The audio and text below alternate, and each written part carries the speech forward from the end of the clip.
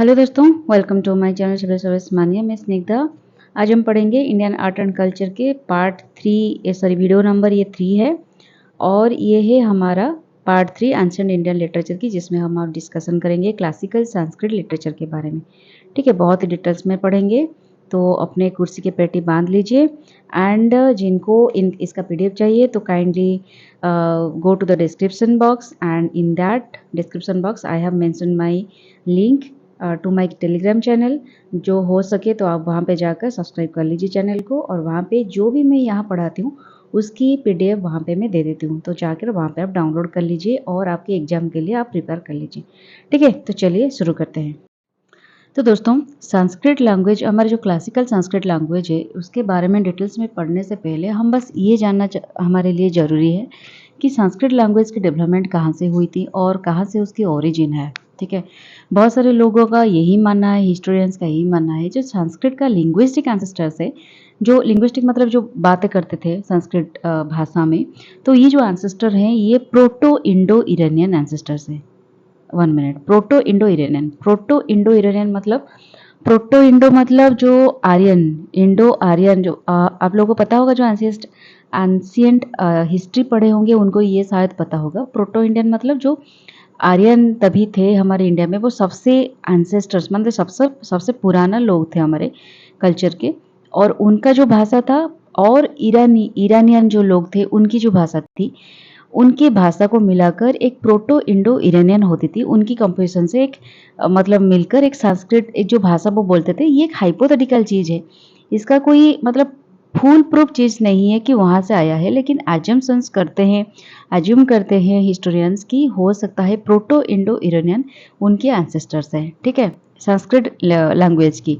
And धीरे धीरे ये प्रोटो इंडो यूरोपियन लैंग्वेज बन गई, और जिसको अभी कहा जाता है ना, मतलब वो आर्यन एंड यूरोपियन लैंग्वेज को मिलाकर एक मिक्स लैंग्वेज थी, जिसको वो संस्कृत वहाँ से उत्पन्न हुई है, यही बात वो बोलते थे, मतलब बोलते हैं। तो ये जो इंडो यूरोपियन लैंग्वेजेस है, इसके अंदर जाता है English, Hindi, Bengali, Punjabi, Spanish, Portuguese, Russian. ये सारे जो स्पोकन लैंग्वेजेस है, ये कहीं ना कहीं इंडो यूरोपियन लैंग्वेज से बिलोंग करते हैं। ठीक है, तो रिटन फॉर्म ऑफ लैंग्वेज में भी traced back to second millennium BC. हमारे जो धीरे धीरे लिखना शुरू हुआ, ठीक है, लैंग्वेजेस की, उसके पहले तो लोग बातें से सिर्फ बातें करते थे, ओरली सब कुछ ट्रांसमिट हो रहा था, कुछ लिखने की पद्धति नहीं थी। लेकिन लिखने की पद्धति शुरू हुई लगभग सेकेंड मिलेनियम बीसी से, लगभग, जब और ये बोला जाता था ऋग्वेद सबसे पुराना लिखित हुआ पोथी है, लिखित थिंग है जिसको हम लिख पाते थे, क्योंकि तभी से जो ऋग्वेद की प्रैक्टिस हो रही थी, वो गुरु शिष्य, हमने पिछले वीडियो में शायद लेक्चर नंबर 1 में ये सब के बारे में हमने डिस्कशन किया कि ऋग्वेद जो पहले कंपोजिशन हुआ उसकी रिटिन फॉर्म में वो कंसोलिडेट करके हर एक श्लोक को उन्होंने एक रिटिन फॉर्म में भरने की कोशिश की। उससे पहले गुरु शिष्य जो प्रथा थी, उसी माध्यम से ये जनरेशन टू जनरेशन वो कैरी फॉरवर्ड हो रहे थे। सिर्फ बातों में रिसाइटेशन करके याद रख के उसको वर्बली और ओरली ट्रांसमिट करते जाते थे। लेकिन एक वक्त पे लोगों को लगा कि नहीं, अगर ये बात चलती रही तो एक जनरेशन के बाद शायद गैप हो जाएगा। ठीक है, लोगों को पता ही नहीं चलेगा ऋग्वेद है क्या, वेदस पर्टिकुलरली है क्या, भगवान के बारे में किसी को कुछ नहीं पता होगा। तो इसी वजह से जब रिटिन फॉर्मेट स्टार्ट हो गई, तो धीरे धीरे उन्होंने वो सब कुछ कंसोलिडेट करके एक रिटिन फॉर्मेट में लिखना शुरू कर दिए। ठीक है, तो इसी वजह से संस्कृत को माना जाता है, हमारे जो हिंदू कल्चर के हिसाब से हम मानते हैं, ancient form of Sanskrit it what is found in the Vedas. Vedas में जो भी कुछ लिखा गया है उसको एंशिएंट फॉर्म ऑफ संस्कृत बोलते हैं, जो कि उसी वक्त पे बोला जाता था। ठीक है, तो वैदिक languages is the language of the Vedas. Sorry, वैदिक संस्कृत जो होता है, संस्कृत को दो तरह से डिवाइड किया गया है, एक वैदिक है और एक क्लासिकल है। वैदिक जो है वो वैदिक पीरियड में यूज होता था, और जो क्लासिकल है वो धीरे धीरे उसके बाद वैदिक पीरियड से डेवलप किया गया, और लोगों की समझने में आसानी हो इस चीज़ों का ध्यान रखा गया। ठीक है, तो इसी को माना जाता था oldest Hindu writings which are produced between 1500 से लेकर 500 बीसी के मध्य में ये सारे वेद की उत्पत्ति हुई। ठीक है, और इसको वैदिक संस्कृत बोला गया। कुछ इंडियन ट्रेडिशन के हिसाब से, हिस्टोरियन के हिसाब से, जो संस्कृत लैंग्वेज है इसका ना ही कुछ बिगनिंग है ना कुछ एंडिंग है। उनको लगता है संस्कृत की कोई एंसेस्टर्स नहीं है, अगर है तो वो है एक डिवाइन एनर्जी, जो डिवाइन, जो भगवान है, यूनिवर्स है, उन्होंने जो बर्न किया, क्रिएशन किया, सब कुछ चीज़ों का धीरे धीरे क्रिएशन हुआ, तो तभी से ही उनकी जो लैंग्वेज है वो संस्कृत लैंग्वेज है। तो इसी वजह से संस्कृत की खुद उत्पत्ति नहीं है, कोई एंसेस्टर नहीं है इनको, ये सेल्फ बर्न बाय गॉड है। ठीक है, ये खुद ही डेवलप हुआ है गॉड के द्वारा, डिवाइन एनर्जी के द्वारा, और इसी वजह से ये हेवनली भी है और इनडेस्ट्रक्टिबल है। इसको डिस्ट्रक्ट नहीं किया जा सकता, क्योंकि हम भी जब भगवान के साथ बात किया करते हैं, हम मंत्र चैंटिंग करते हैं, श्लोका वगैरह गाते हैं, और जो भी रिसाइटेशन करते हैं वो संस्कृत में करते हैं। और आजकल भी माना जाता है कि संस्कृत मंत्र जपने से, संस्कृत से आप जो भी श्लोका वगैरह बोलते हो या फिर संगीत के माध्यम से भगवान को प्रे करते हो, वो भगवान के पास डायरेक्टली पहुंच जाता है। तो ये मानना है हमारा, कितना सच है कितना झूठ है इसको नहीं पता, लेकिन हमें मानते हैं। ठीक है, it can be said that, और ये भी है काफ़ी बार ये प्रूफ किया गया है, जो भगवान की मंत्र होता है, जो संस्कृत वाला मंत्र होता है, इसको आप चांटिंग करोगे ना, इसका एक अलग वाइब्रेशन होता है और ये उसी प्रकार से काम करता है जिस वजह के लिए वो मंत्र बनाया गया है ना। इवन मैं भी बहुत सारी चीज़ों के बारे में रिसर्च करती हूँ टाइम टू टाइम, और काफ़ी चीज़ों के बारे में मुझे भी थोड़ा समझ आ गया है कि भगवान भी ना जब कुछ काम भी करते हैं ना, वो डिफरेंट डिफरेंट मंत्र की चैंटिंग करते हैं, जो भी डिवाइन एनर्जीज है। तो जब आप उसी डायरेक्शन में जाओगे, काफ़ी सारी चीज़ों के बारे में, इस चीज़ों के बारे में आप जान पाओगे। तो अभी फ़िलहाल ये सब बारे में बात करना ठीक नहीं होगा। It can be said that Sanskrit is the mother of many Indian languages. और उसके बाद हमारा जो इंडिया में बहुत सारे क्लासिकल लैंग्वेजेस क्रिएट हुए, वो इस संस्कृत इसकी मदर है। संस्कृत भाषा से धीरे धीरे अलग, जो हमारे कॉन्स्टिट्यूशन में 22 शेड्यूल लैंग्वेज लिस्टेड है, उसमें संस्कृत भी है। और संस्कृत को हमारा मदर माना जाता है लैंग्वेजेस की, वहाँ से सब कुछ उत्पत्ति हुई है।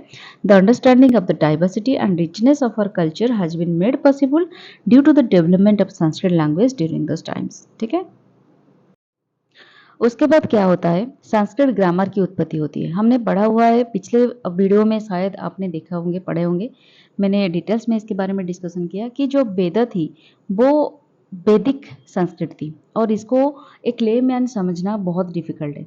तो इसी वजह से ना, जब मुनि ऋषि थे वो धीरे धीरे वेदांगों का क्रिएट किए, और हमने पढ़ा 6 टाइप ऑफ वेदांग्स, जिसमें संस्कृत ग्रामर की भी उल्लेख किया गया था कि डिफरेंट, जैसे इंग्लिश में फोनिक्स होता है, फिर वर्ड्स होती है, फिर सेंटेंस क्रिएट होते हैं, फिर ग्रामर्स हम पढ़ते हैं, उसके बाद ही हम जाकर एक बुक पढ़ पाते हैं, इंग्लिश की मीनिंग समझ पाते हैं। उसी तरह से जो संस्कृत की वेद को समझने के लिए हमें डिफरेंट वेदांग की जरूरत होती है, जो वेद की लीम्ब माना जाता है वेदांग को। इसमें फोनिक्स भी होते हैं, ग्रामर्स भी होते हैं। तो उसी तरह से यहाँ पे लिखा गया है, संस्कृत ग्रामर की बिगिन हुई थी विथ पाणिनि, जो कि 400 BC में संस्कृत ग्रामर की उद्भावना किए थे। और दिस बुक ऑफ अष्टाध्यायी में माना जाता है संस्कृत ग्रामर की सबसे ओल्डेस्ट बुक है। ठीक है, फर्स्ट एविडेंट जब हमको पता चला कि संस्कृत भी इंस्क्रिप्शन के हिसाब से वहाँ पे लोग यूज करते थे, तो उसका फर्स्ट एविडेंस मिला था हमें inscription of Rudradaman at Junagadh. ठीक है, और ये साउदर्न गुजरात रीजन में पाया गया था। हमें मिडिवल हिस्ट्री में और एंशिएंट हिस्ट्री में हम शायद पढ़ चुके हैं कि जो गुप्ता पीरियड थी, वो एक ऐसी पीरियड बनी हमारे इंडिया के कल्चर में जहाँ पे प्योर लिटरेचर के डेवलपमेंट होना शुरू हो गया, और यहाँ पे डिफरेंट महाकाव्यस, जिसको एपिक भी बोला जाता है, एंड कंध काव्य, जिसको सेमी एपिक भी बोला जाता है, ये भी थोड़ा थोड़ा डेवलपमेंट होना शुरू हो गया। संस्कृत लैंग्वेज तभी सोसाइटी में हाई वर्ण, मतलब जो ब्राह्मण कैटेगरी के लोग हैं वो यूज़ करते थे, डिफरेंट कल्चरल इवेंट में, डिफरेंट सैक्रिफाइजेस में, और जो राजा के दरबार में जो यज्ञ वगैरह होता है, वहाँ पे भी ये ब्राह्मण वगैरह की एंट्री होती थी, और वो ये इसको यूज़ करते थे। और प्राकृत लैंग्वेज यूज होती थी बाय ओमेन एंड सोसाइटी में जो शूद्रस वगैरह हुआ करते थे। ठीक है, उसके बाद हम मेन टॉपिक पे आएंगे, वो है क्लासिकल संस्कृत लिटरेचर। ठीक है, जो क्लासिकल संस्कृत लिटरेचर पीरियड है वो पर्टिकुलरली स्टार्ट हुआ 4th सेंचुरी एडी टू लेकर 12th सेंचुरी एडी तक, ठीक है। Sanskrit literature is broadly categorised इंदो वैदिक एंड क्लासिकल। जैसे मैं बोल रही थी पिछले स्लाइड में, इसको दो तरह से डिवाइड किया गया है, एक है वैदिकल and second one classical. And वैदिकल जो है वो पर्टिकुलरली ऋग्वेद, जो 4 वेद की उत्पत्ति हुई थी, और उसके बाद जो वेद की डिफरेंट तरह की जो वेदांग हुआ और ब्राह्मण, आरण्यक, उपनिषद, ये सारी चीज़ें जो थे वो वैदिक कल्चर की से बिलोंग करते हैं, वैदिक संस्कृत उसे बोलते हैं। और जो क्लासिकल चीज़ है वो स्टार्ट होता है महाभारत, रामायण, ये सारी चीज़ जो एपिक हमारा बना, उसके बाद जो पुराणस बना, वो सारी चीज़ें हुआ गया classic sorry classical Sanskrit literature से वो बिलोंग करते हैं। तो लिटरली फॉर्म के बारे में देखेंगे। These epics are considered precursors to Sanskrit epic poetry. जो काव्य वगैरह हमारा लिखा हुआ है, Sanskrit poetry, Sanskrit prose, different type of drama जिसको नाटक बोलते हैं, ये सारी चीज़ें को बोला जाता है संस्कृत की प्रिकसर है, ठीक है। संस्कृत से, संस्कृत की क्लासिकल संस्कृत की उत्पत्ति यहाँ से हुई है। And various treatise on subject such as medicine, state craft, grammar, astronomy, mathematics, ये सारे चीज़ों भी डिफरेंट डिफरेंट संस्कृत संतों ने लिखा, मतलब डिफरेंट डिफरेंट संतों ने संस्कृत भाषा से लिखा हुआ है। तो इसके बारे में हम आगे आगे पढ़ेंगे, जितने पढ़ते हुए जाएंगे। उसके बाद हम देखेंगे ग्रामर वर्क, ठीक है। उसके बाद संस्कृत में ग्रामर की एक बहुत इंपॉर्टेंट रोल होती है, क्योंकि मैंने पिछले वीडियो में आप लोगों के ये पढ़ाया कि ग्रामर की कितना रोल होती है हर एक लिटरेचर में। आप साहित्य पढ़ लो, कोई भी लैंग्वेज उठा के पढ़ लो, ग्रामर अगर नहीं जानोगे ना, आपको उस लैंग्वेज को पकड़ने में बहुत मुश्किल होती है, समझने में मुश्किल होती है, लिखने में मुश्किल होती है, ठीक है। तो उसी तरह से पाणिनि की जो अष्टध्यायी है, एक बहुत इम्पोर्टेंट माइलस्टोन है हमारी ग्रामर की, संस्कृत ग्रामर की, जिसको एक कर्नल स्टोर माना जाता है संस्कृत ग्रामर की, providing rigid rules that govern the language, ठीक है। अदर सिग्निफिकेंट वर्क्स में जाता है संस्कृत ग्रामर, जो कि पतंजलि की महाभाष्य जो होता है 250 BC में, इसको वो शायद इसी टाइप वक्त में इसको बनाया गया था। एंड कात्यायनस भट्टिका सूत्र, ये भी ग्रामर की एक माइलस्टोन है, एक कर्नरस्टोन है डेवलपमेंट में, संस्कृत लैंग्वेज के डेवलपमेंट में इस ग्रामर की काफ़ी इंपॉर्टेंट रोल है। कात्यायनस भट्टिकास on Panini sutra comprising 1500 verses are only available through references in Patanjali work. Patanjali का जो भी वर्क हुआ है उसमें ये जो कात्यायनी की भट्टिका सूत्र और पाणिनि की जो सूत्र है, इसके बारे में 1500 वर्सेस इसमें प्रेजेंट है, कंप्राइज करता है। ये सब के बारे में हमें पता चलता है पतंजलि की वर्क से, ठीक है। Next we'll read about Sanskrit drama. Popular tales are usually written in the form of stories whose sole purpose was to entertain the public. हमें डिफरेंट डिफरेंट स्कूल में, इंस्टीट्यूशन में इस तरह की ड्रामा वगैरह किया जाता है। उसी वक्त पे भी डिफरेंट इंस्टीट्यूशन में या फिर डिफरेंट जगह पे सोसाइटी में डिफरेंट स्टोरीज वगैरह को पकड़ के वो ड्रामा किया करते थे, ठीक है। इस ड्रामे के माध्यम से वो डिफरेंट स्टोरीज को नैरेट करते थे, और ये भी होता था संस्कृत लैंग्वेज में भी होता था, क्योंकि तभी संस्कृत बहुत प्रचलन था। संस्कृत का को एक वैदिक लिटरेचर माना जाता था, एक रिलीजियस लिटरेचर माना जाता था, जिसकी वजह से हर एक रिलीजियस स्टोरी को संस्कृत फॉर्म में नैरेट किया जाता था। The rules regarding the performance, acting, gesture, stage direction have been illustrated in Natya Shastra bye Bharat. हमने नाट्य शास्त्र के बारे में भी पढ़ा हुआ है जब वेद पढ़े थे। तो ये जो नाट्य शास्त्र में भारत के द्वारा जो कंपाइल किया गया था, उसमें किस तरह से ड्रामा किया जाना चाहिए, परफॉर्मेंस किस तरह से होना चाहिए, एक्टिंग कैसी होनी चाहिए, एक्टिंग की गेस्चर, ड्रामा जब हम करेंगे हमारे गेस्चर्स किस तरह से, बॉडी मूवमेंट होनी चाहिए, हमारे आई की मूवमेंट किस तरह से होनी चाहिए, स्टेज की डायरेक्शन किस तरह से होनी चाहिए, ये सारे चीज़ों की रूल्स रेगुलेशंस वहाँ पे लिखा हुआ है। कुछ संस्कृत ड्रामास अपन एक्सप्लोर वेरियस थीम्स, बहुत सारे थीम्स को यहाँ पे एक्सप्लोर किया जाता है, जैसे कि लव एंड रोमांस को लेकर भी संस्कृत ड्रामा होती है। इसमें central to many plot showcasing emotional depth, love में किस तरह की इमोशनल कनेक्शन होती है। लव इन द सेंस हम सिर्फ एक फीमेल और मेल के पर्सपेक्टिव से नहीं देखते। मेल लव मतलब हम सोसाइटी को डिफरेंट नेचर की डिफरेंट फॉर्म को हम किस तरह से लव कर पाते हैं, पेड़ को, पौधे को, एनिमल्स को, फिर डिफरेंट फॉर्म जो होता है हमारे क्रिएशन में, पेरेंट चिल्ड्रन लव हो गया, रोमांस हो गया, एक पति पत्नी के बीच, एक प्रेमिका के बीच जो प्यार होता है, हर तरह की लव एंड रोमांस के बारे में यहाँ पे नरेशन होती है। ड्यूटी एंड मोरालिटी को भी लेकर इसमें ड्रामा होती है, जो हमें सोसाइटी में ये कौन सी वैल्यूज़ के लेकर हमें चलनी चाहिए उस बारे में हमें भी नरेशन मिलती है। माइथोलॉजी एंड लेजेंड्स के ऊपर भी, drawing from epics like Ramayana and Mahabharata में, ये रामायण में तो पर्टिकुलरली एक राजा किस तरह से सोसाइटी में अपने धर्म निभाना जरूरी है, महाभारत में कैसे धर्म होना चाहिए, धर्म के लिए आप कौन सी मार्ग चयन करना चाहते हो, बहुत सारी चीज़ों का भी यहाँ पे नरेशन होती है।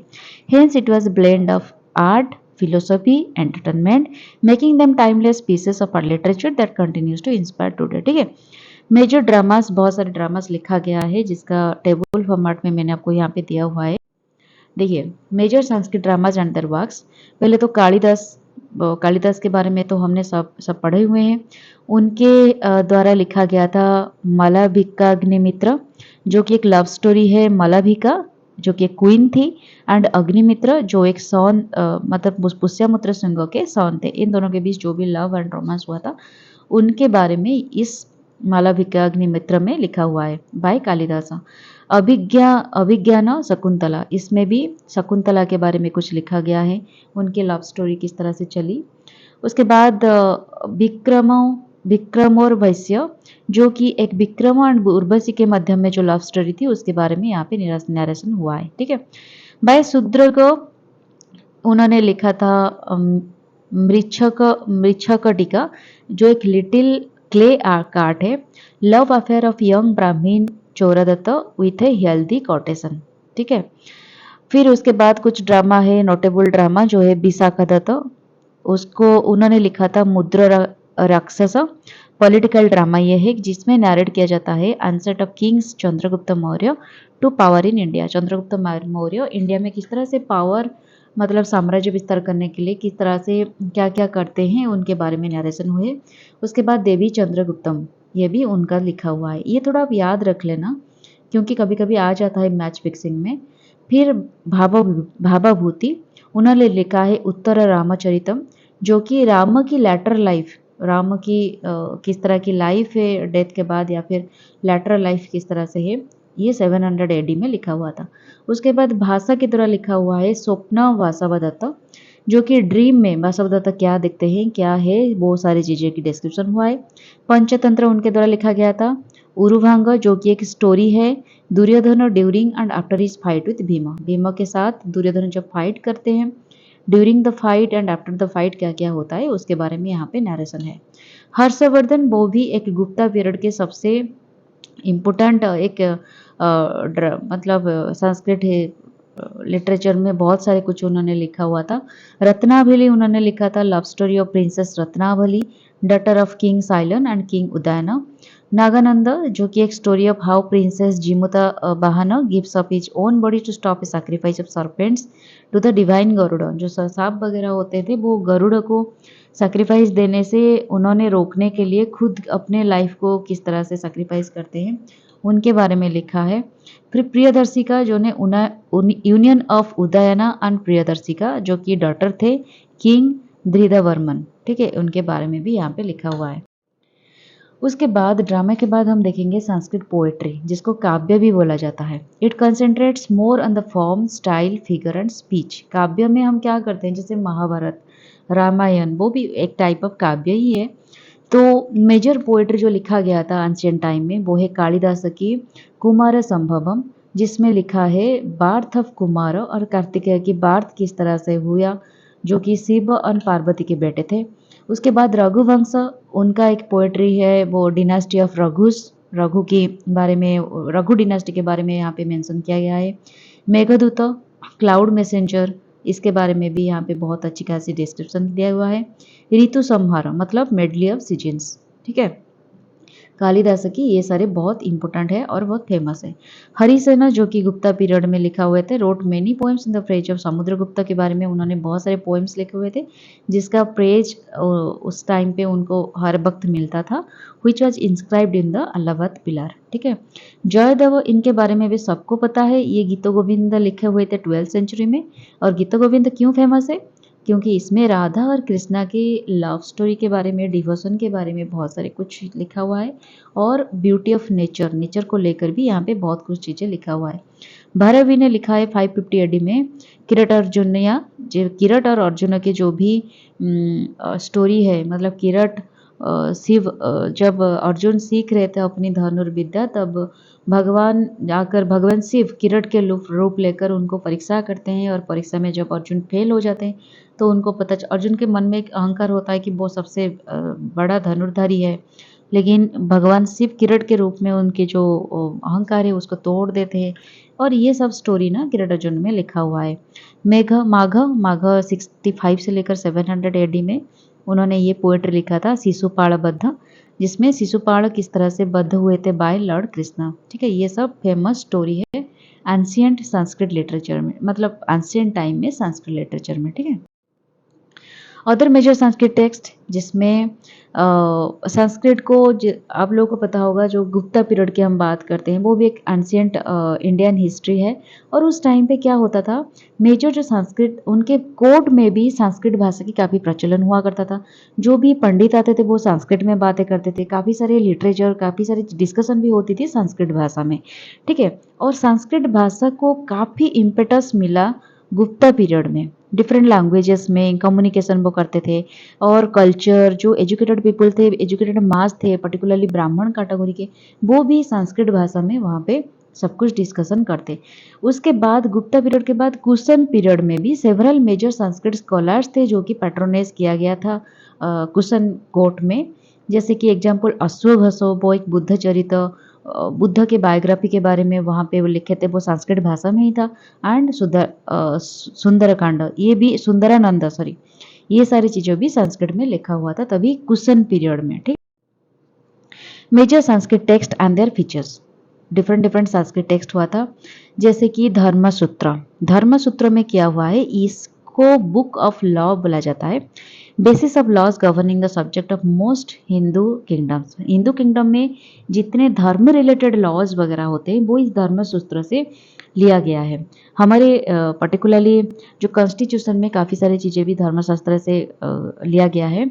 Elucidate the rules regarding to which property could be held, property किस तरह से होनी चाहिए, किसको सोल्ड होनी चाहिए, किस तरह से ट्रांसफ़र होनी चाहिए, ये सभी चीज़ों के बारे में यहाँ पर नरेशन दिया गया है। और इसमें यह भी लिखा गया है कि पनिशमेंट, मतलब फ्रॉड टू मर्डर के तक जितने सारे अगर गलत काम करोगे उसके हिसाब से किस तरह की पनिशमेंट आपको सोशली मिल सकती है। मैं इस पृथ्वी की बात कर रही हूँ, आप जब जिंदा रहते हैं उसी वक्त आपको सोसाइटी में किस तरह से ट्रीट किया जाता है, कौन से भूल काम के लिए कौन सी दंड मिलता है, बहुत सारी चीज़ें इसमें डिपिक्ट किया गया है। मनुस्मृति, मनुस्मृति लॉज ऑफ मनुज उसको कहा जाता है। इसमें एक मैन एंड वुमेन की सोसाइटी में क्या रोल होनी चाहिए इसका डिफाइन किया गया है, किस तरह की वो इंटरेक्शन करनी चाहिए सोशल प्लेट में, एंड कोड ऑफ कंडक्ट क्या होनी चाहिए इसके बारे में दिया गया है। कौटिल्य कौन है, चाणक्य है ना, अर्थशास्त्र उन्होंने लिखा हुआ था, उनको विष्णुगुप्त भी बोला गया था। ठीक है, अबाउट उन्होंने क्या लिखा था, मौर्यन पीरियड में कौटिल्य ने दिया था किस तरह की इकोनॉमिक डेवलपमेंट आप कर सकते हो। इकोनॉमिक्स के ऊपर काफ़ी सारी चीज़ें उन्होंने लिखा हुआ है, अर्थशास्त्र के ऊपर और इकोनॉमिक एंड सोशल कंडीशन के ऊपर उन्होंने कंसंट्रेट किया था। Also focused on military strategy के ऊपर भी उन्होंने काम किया था। चक्र संहिता में मेडिसिन के ऊपर बुक उन्होंने लिखा हुआ है, इसकी वजह से उनको फादर ऑफ मेडिसिन भी बोला जाता है। सुश्रुत संहिता में सर्जरी के बारे में भी बोला गया है, बहुत सारे सर्जरी उन्होंने यहाँ पे डिस्कशन किया हुआ है जिसके लिए उनको फादर ऑफ सर्जरी भी बोलते हैं, इंडियन सर्जरी जो बोलते हैं। माधवानंद लिखा गया है माधव की तरह, वो एक बुक ऑन पैथोलॉजी है। पंच सिद्धांतिका बाय बराहमीरा, उन्होंने एस्ट्रोलॉजी के ऊपर बुक लिखा हुआ है। बीरा संहिता जो कि बराहमीरा के द्वारा एगन लिखा गया है, वो एक प्लानिटरी मूवमेंट्स, जियोलॉजी, आर्किटेक्चर, इसके ऊपर उन्होंने बुक लिखी है। आर्यभट्ट के द्वारा लिखा गया है आर्यभट्टिया, जो एक एस्ट्रोनॉमी और मैथमेटिक्स की बुक है। ये सब संस्कृत की भाषा में लिखा हुआ है। ठीक है, लगधाचार्य जो कि एस्ट्रोलॉजी के ऊपर एक बुक है। पिंगल ने लिखा है Chhanda Shastra book on mathematics. Then Bhaskara एक बुक है, वो है सिद्धांत शिरोमणि। ठीक है, सिद्धांत शिरोमणि भास्कर के द्वारा लिखा गया है। ये तो गया हमारा एंशिएंट इंडिया में किस तरह की संस्कृत लिटरेचर हुए। ऐसे नहीं कि सिर्फ हिंदू कल्चर में ये सब चल रहा था, बुद्धिज्म में भी संस्कृत की कंट्रीब्यूशन बहुत सारे हैं। Some Buddhist literature belonging to Mahayana and the Hinayana school written in Sanskrit. Buddha के बारे में हमने पढ़ा हुआ है। बुद्धिस्ट लिटरेचर में दो तरह के होते हैं, महायाना एंड हिनायाना। ये सारी चीज़ों भी संस्कृत में लिखा गया है। Book Mahavastu of Hinayana school is a treasure of stories and written in mixed Sanskrit Pali and Prakrit. जो संस्कृत भाषा में भी लिखा गया है महावास्तु, उसमें पाली लैंग्वेज भी है एंड प्राकृति लैंग्वेज भी। इस भाषा के बारे में हम नेक्स्ट वीडियो में पढ़ेंगे, बहुत डिटेल्स में पढ़ेंगे, ठीक है। ललित विस्तार जो कि एक मोस्ट सैक्रेड महायाना टेक्स्ट माना जाता है, एंड अशोकवंश जो बुद्ध चरित्र है वो भी संस्कृत भाषा में लिखा हुआ है, ठीक है। और एक बात यहाँ पे हम पढ़ेंगे वो है हमारे जो एंशिएंट संस्कृत लिटरेचर है, लैंग्वेजेस है, उसका इन्फ्लुएंस वर्ल्ड पर किस तरह से आता है, डिफरेंट अदर लैंग्वेजेस पे किस तरह से इन्फ्लुएंस क्रिएट करता है संस्कृत लैंग्वेज। पहले तो इंडियन लैंग्वेज के बारे में पढ़ेंगे। Sanskrit has had significant influence on other Indian languages including Hindi which is now one of the India's official language. Hindi का भी काफ़ी सारा लैंग्वेज हम संस्कृत से लाए हैं, बहुत सारे words, and Indo Aryan languages such as Kannada and Malayalam. इसको इंडो आर्यन लैंग्वेज भी बोला जाता था, ये भी कहीं ना कहीं संस्कृत से इन्फ्लुएंस्ड है, ठीक है। तेलुगु भाषा, Telugu is believe to be highly lexically Sanskrit language from which it has been taken numerous terms. Telugu के भी आपने पढ़े होंगे, बहुत सारे जो उनके श्लोक है, चैंटिंग से काफ़ी सारे लोग संस्कृत में बात करते हैं। संस्कृत को एक बहुत टिपिकल उनके ऑथेंटिक भाषा के हिसाब से यूज़ किया जाता है। चाइनीज़ इन्फ्लुएंस में भी, मतलब चाइनीज़ में भी इन्फ्लुएंस किया गया, इन्फ्लुएंस है संस्कृत भाषा से। Influence of Buddhist literature in Sanskrit as well as their translation and distribution has an impact on Sino Tibetan language. Chinese मतलब हमारे बॉर्डर की जो बुद्ध की हर एक लिटरेचर, प्राय बहुत सारे लिटरेचर थे बुद्ध ट्रेडिशन में कि संस्कृत की भाषा में लिखा हुआ था। तो धीरे धीरे बुद्ध जो कल्चर था वो तिब्बत, नेपाल, इन तिब्बतियन कल्चर धीरे धीरे चाइनीज़ की तरफ भी वो जाने लगी। तो इसी वजह से संस्कृत लैंग्वेज भी की इन्फ्लुएंस भी धीरे धीरे उनके लैंग्वेज पर पड़ने लगी। तो सिनो तिब्बत लैंग्वेज में भी कहीं ना कहीं वो संस्कृत से इन्फ्लुएंस है। It has add influence on the Chinese language since China has adopted a number of specialised terms from Sanskrit.